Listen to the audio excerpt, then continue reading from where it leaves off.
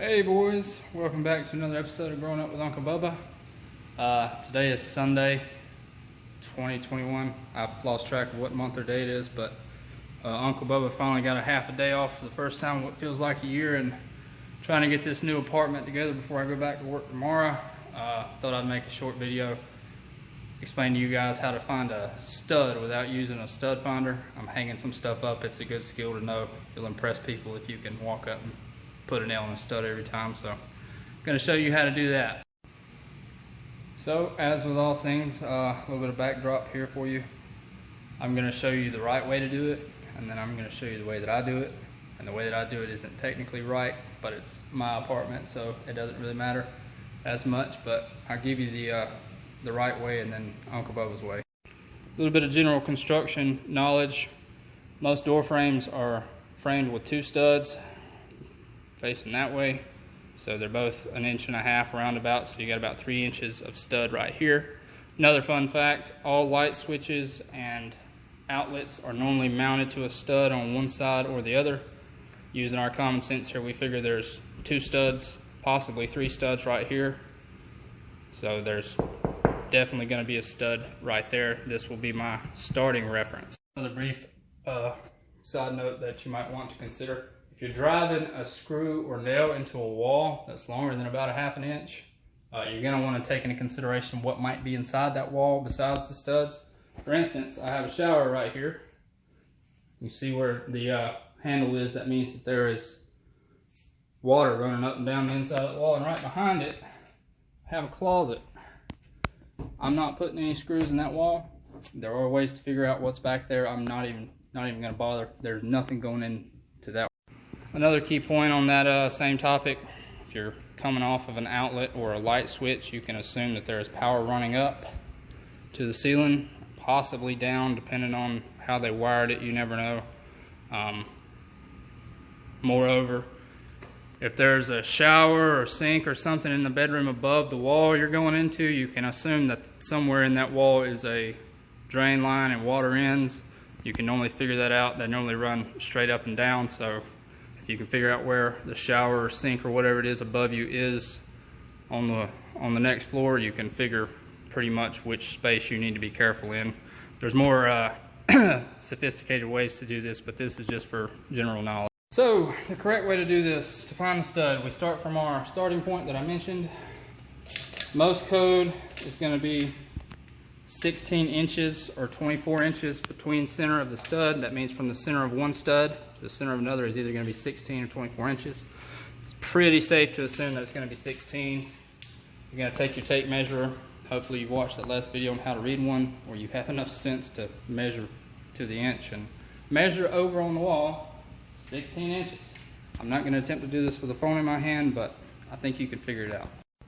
So again, the hypothetically correct way to do this, if you're working on somebody else's home and you want it to be pretty, start at your starting point, move over 16 inches, and you take a pencil and mark very lightly down here on the trim or the wall, whatever, where the stud is. Take a tiny nail, and there's a seam right here of caulk in between the trim and the sheetrock. We'll run it into the wall. You hit it the first time, great. If not, you're probably just a little bit off. You move it over to the left or right, run it in again until you find the stud. When you're done with that, you're going to have 2 or 3 little holes on this seam. And get you a tube of caulk and run it over them. Flatten it out with your finger like I'm running it right there, and it's like they're never there. That's the right way to do it. That is not what I'm about to do.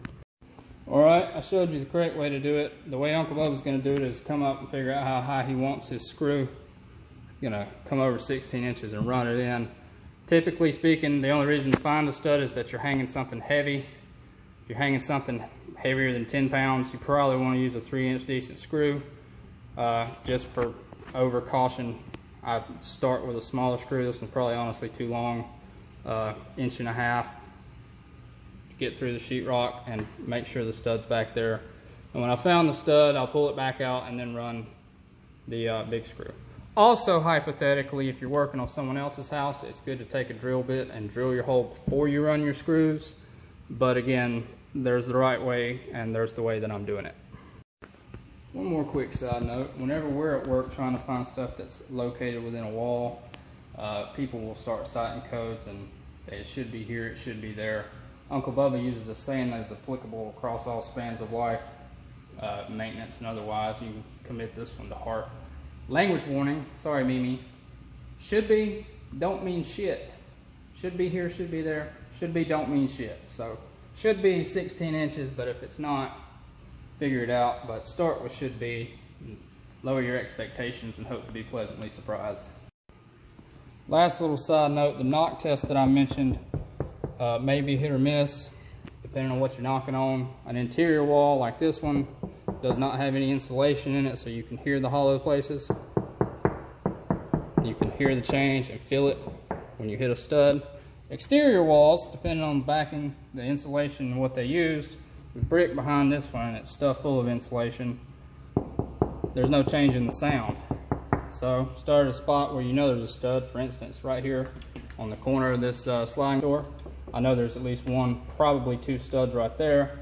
If you're in a spot where there is no spot like that, you find an outlet and take that cover off. Be careful not to run your screwdriver in there. Pop that off and look left and right. You should be able to deduce which side the stud is on, and then you move 16 inches left or right of that. And if none of that floats your boat, you can always go to Lowe's and buy a decent stud finder.